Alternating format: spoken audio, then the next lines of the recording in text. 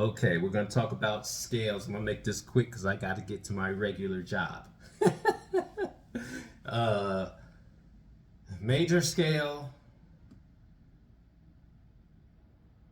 relative minor scale. Then we're going to go to your natural minor scale, harmonic scale, and melodic minor scale. So, C major scale. Okay, natural minor. Remember, if you want to find a natural minor, you go 6 whole steps up. 1, 2, 3, 4, 5.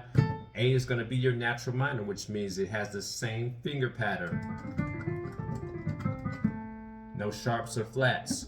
Next scale that we're going to do, remember we went to C major, and now we went to natural minor. I'm sorry, C major to relative minor. Now we're going to go to your natural minor scale. C, D, E, E flat, F, G, A flat, E flat, C. So you have 3 flats.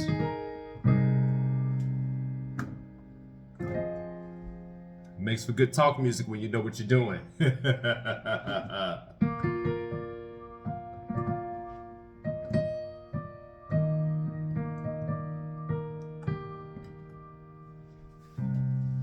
You see how I'm bouncing through the scales and it's leading to other keys? Okay, I'm digressing now because my mind went left. I'm like, Okay, anyway, we got the C major scale.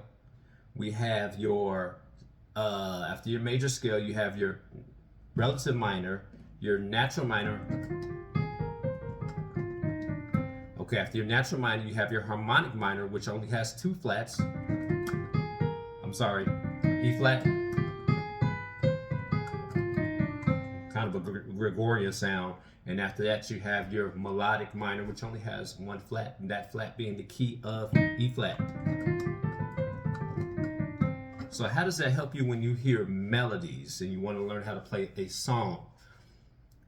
Listen to this. Who remembers this? I'm going to play it slow because I need time to remember. I'm just keeping 100. I played it fast years ago.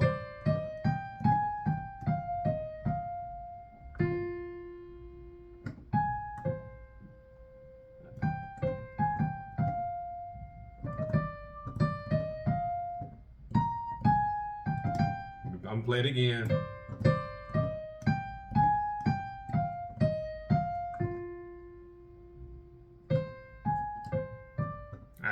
This is why we write stuff down, but bear with me.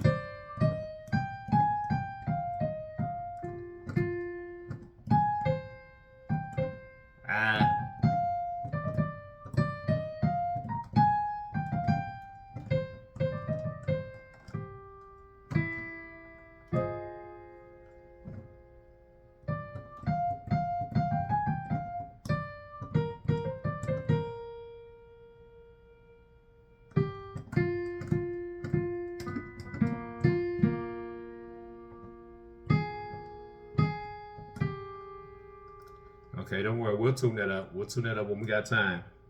But as soon as you heard this, you got your C and D, which is kind of like your sus chord or your 9 chord. Depends on how you look at it sometimes.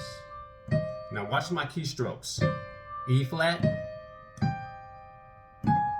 A flat, octaves,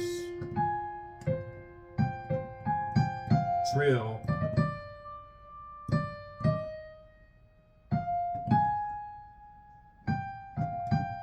so if you notice that I've only hit 2 flats. Watch this. C, D, E flat. I'm going to the 5th. I'm going to the 4th. But the 4, here's the weird thing, is a minor chord. Uh-oh. Okay, it's a minor chord. What's going on here? 6. So this song is written in what? The natural minor. It's actually written, it could be written in 2 ways because we had the 6, and I'm talking about theory here. So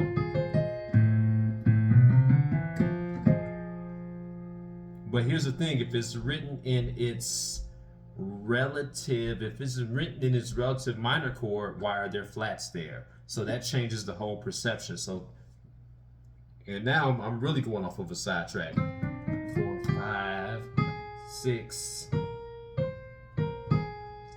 So we're gonna just make that flat. 1, 2, 3, 4, 5, 6. So we can't sharpen it.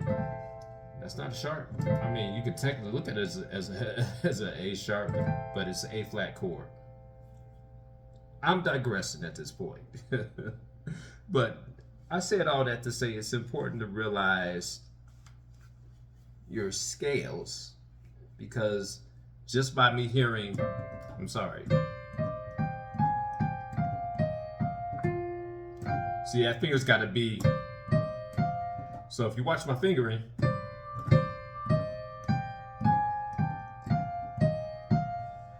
that needs to be right there in order for me to go.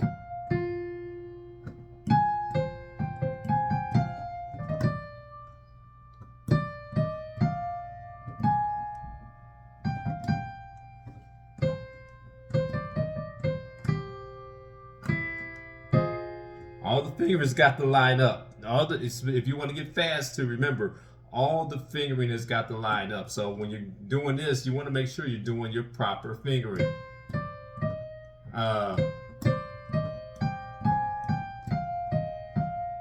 That's not right. That's not right.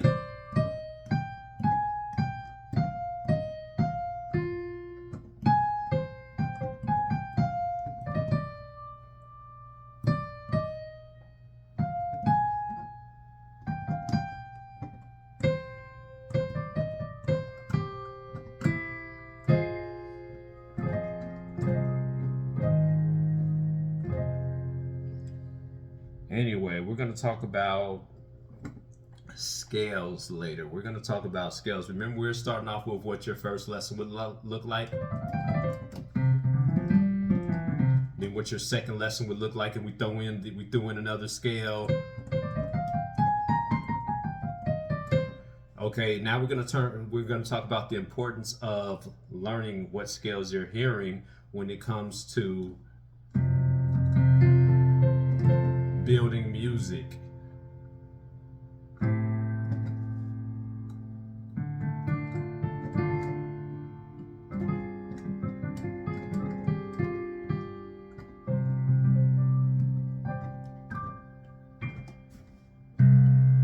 We're going to talk about all this. Well, no, I kind of went sideways with this. I started with talking about the importance of learning what scales do what and why it's important to hear them in your music.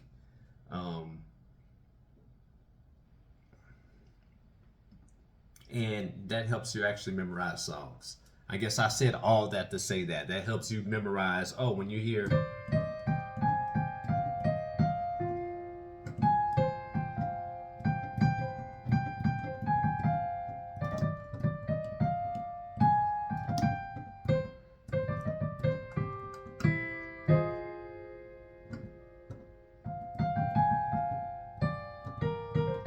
Now we're hitting the B flat.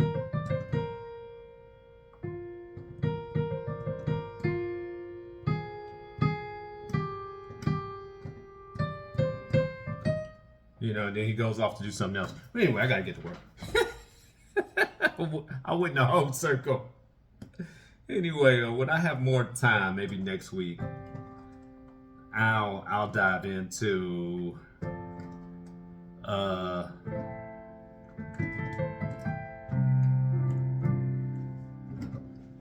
what all these chords mean. Peace.